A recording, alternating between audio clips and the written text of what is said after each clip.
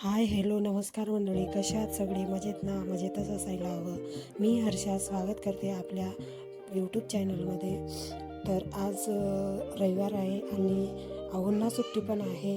तर म्हटलं आज मस्त असा मिसळपावचा बेत करावा आणि आम्हाला बाहेर पण जायचं आहे. आज माझ्या बहिणीचा म्हणजे कल्याणीचा वाढदिवस पण आहे.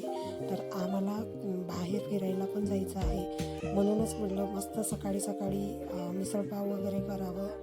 मग इकडे मी मिसळ करायला घेतली.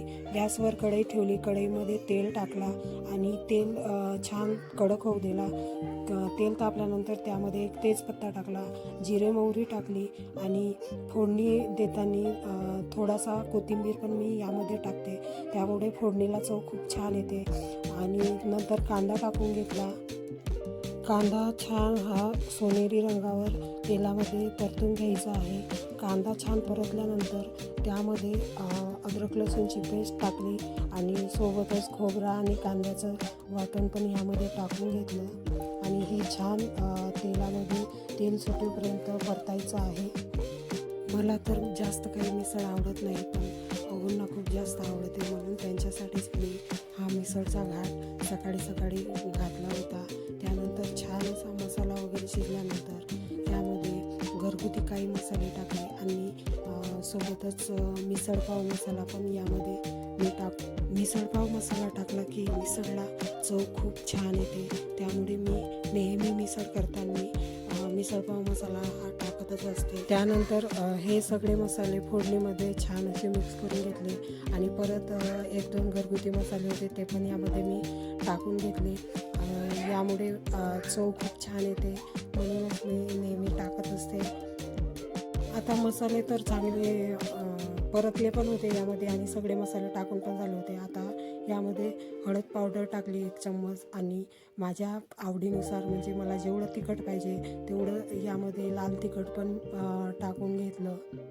आता हे सगळं टाकून झाल्यानंतर हे फोडणीमध्ये छान असं मिक्स करून घेतलं आणि फोडणीमध्ये मिक्स झाल्यानंतर त्यामध्ये थोडासा मसाल्याचा डबा धुवून त्याच्यामध्ये पाणी टाकून घेतला आणि फोडणी परत छान अशी शिजू दिली. जेवढी फोडणी शिजली तेवढी मिसळ आपली खूप छान बनते, म्हणून मी थोडं पाणी टाकून परत मसाले छान असे शिजू दिले.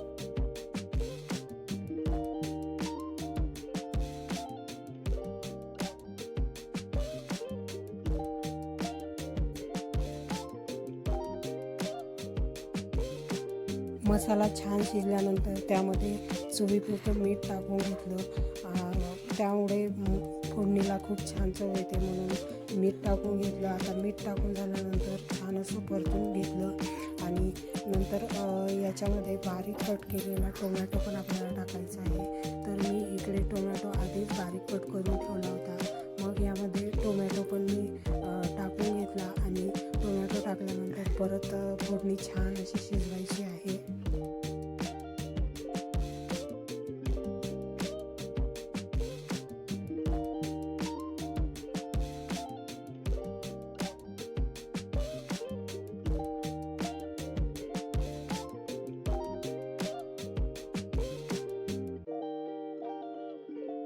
त्यानंतर फोडणी छान शिजली होती. मग याच्यामध्ये मला मटकी टाकून घ्यायची होती. तर मी अगोदरच मटकी थोडंसं मीठ आणि हळद टाकून शिजवून घेतली होती. तर ती शिजवलेली मटकी मी इकडे यामध्ये टाकून घेतली. मटकी टाकल्यानंतर छान असं हे सगळं मिक्स करून घ्यायचं आहे. मिक्स झाल्यानंतर 5 मिनटं आपल्याला ह्याच फोडणीमध्ये मटकी छान अशी शिजवून घ्यायची आहे.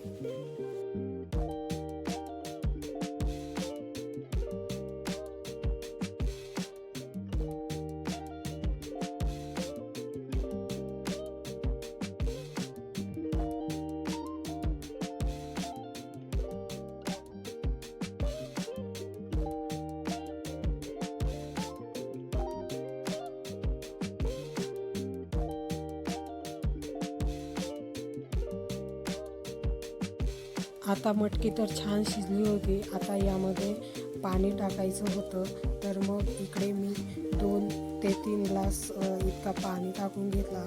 मला जेवढं पाहिजे होतं मिसळ मी तेवढाच पाणी टाकला.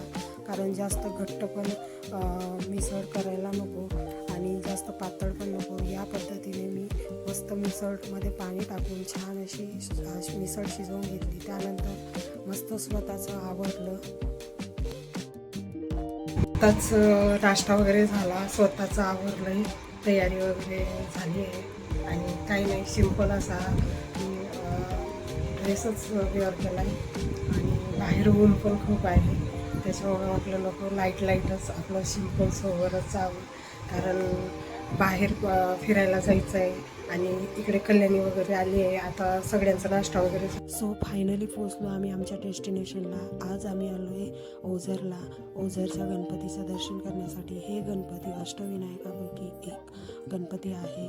तर सर्वात अगोदर इकडे मस्त छान असं तलाव आहे. त्या तलावावरती हातपाय धुण्यासाठी आलो होतो. हातपाय वगैरे धुवून मग आम्हाला दर्शन करायला जायचं होतं. तर इकडे आल्यानंतर मस्त फोटोज वगैरे काढले आणि ऊन तर इतकं जास्त आहे की काही विचारूच नका, खूप जास्त ऊन आहे. नंतर हातपाय वगैरे धुवून झाल्यानंतर मस्त इकडे पाण्यामध्ये मस्ती वगैरे केली. त्यानंतर लगेच आम्ही निघालो दर्शन घेण्यासाठी.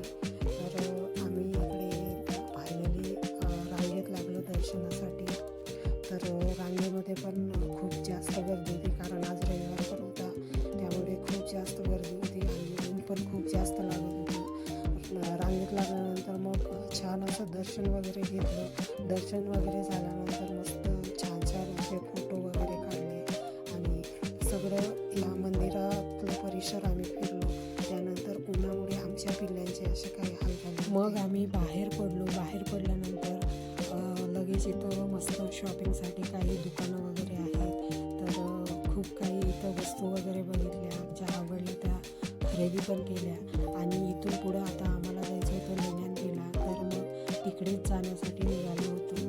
ओझरवरून खूप जवळ आहे लेण्यांद्री आणि सह्याद्रीच्या पर्वत रांगेत वसलेली ही एक प्राचीन लेणी आहे. तसेच अष्टविनायकापैकी एक गणपती या लेणीमध्येच वसलेला आहे. मी तर याबद्दल याच्या अगोदर पुस्तकातच वाचलेलं होतं, इकडून तिकडून ऐकलेलं होतं. आज प्रत्यक्षात बघणार होती, तर मग मी खूप एक्सायटेड होती. त्यानंतर फायनली आम्ही इथं पोचल्यानंतर डोंगरावर लेण्या बघायला जाण्यासाठी सर्वात अगोदर तिकीट काढावी लागते आणि तिकीट काही जास्त नाही, फक्त 25 रुपये आहेत. तिकीट काढल्यानंतर आम्ही लागलो डोंगर चढायला 307 पायऱ्या आहेत.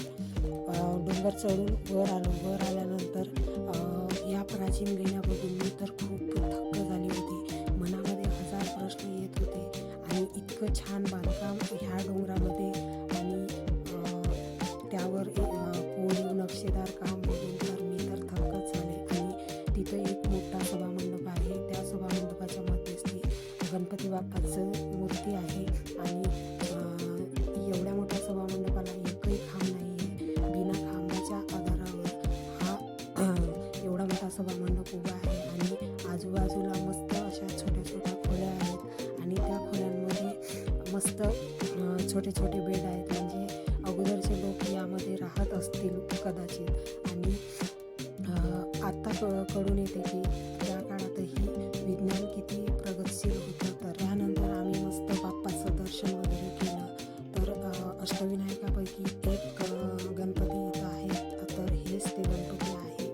त्यानंतर बाहेर पडलो त्या सभामंडपाच्या. तर इथं अगोदरच्या काळामध्ये विहीर पण असावी आणि मस्त असे छान असे रांगेत खांब होते आणि त्याच्यावर मस्त नक्षीदार बांधकाम कोरीव काम केलेला होता. आणि वरून बघितलं तर खालचा नजारा तर काहीतरी बघण्यासारखाच होता.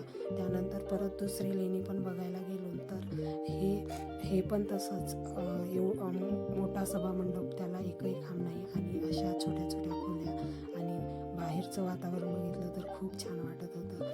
त्यानंतर मस्त आम्ही इकडे फोटोज व्हिडिओज वगैरे काढले आणि खूप मजा आली.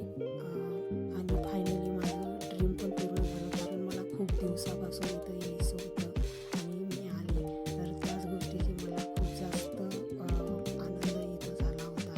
आणि ह्या डोंगरावर एवढं छान काम केलं होतं.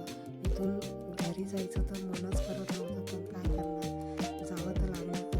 त्यानंतर इकडे तिकडे आम्ही थोडा वेळ फिरून गेल्यानंतर मग आम्ही खाली उतरलो. खाली उतरल्यानंतर इथं पण काही शॉपिंगचे मस्त छान दुकानं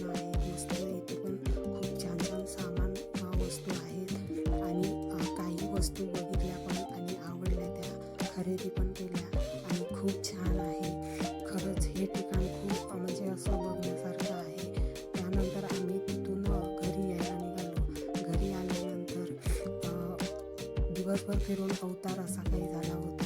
परत आता बड्डे सेलिब्रेट करायला आम्हाला बाहेर जायचं होतं. त्यानंतर स्वतःचं आवरलं वगैरे आणि बड्डे सेलिब्रेट करायला हॉटेलला गेलो. हॉटेलला आल्यानंतर मस्त असा सर्वात अगोदर केक कट करायचा होता, तर इकडे केकच कट करायला घेतला होता. मस्त इकडे केक वगैरे कटिंग झालं आणि सगळ्यांनी तिला केक वगैरे खाऊ घातलं. आज माझ्या वहिनीचा वाढदिवस होता, तर आजचा दिवस तर तिच्यासाठीच दिला होता पूर्ण. सगळ्यांनी केक वगैरे खाऊ घातल्यानंतर मग आम्हाला मस्त छान छान फोटोज वगैरे काढायचे होते.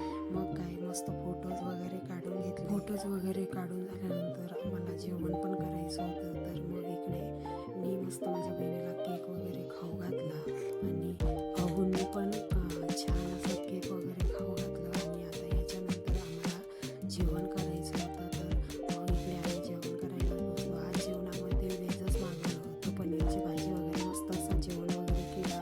जेवण वगैरे करून मग आम्ही घरी आलो. आत्ताच आम्ही घरी आलो. आता आल्यानंतर चेंज वगैरे केलं आणि फ्रेश वगैरे झाले.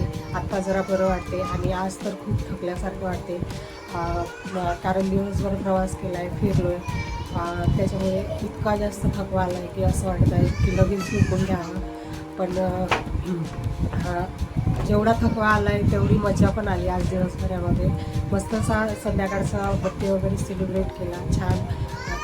माझ्या बहिणीला पण खूप छान वाटलं असेल आणि खूप मजा केली.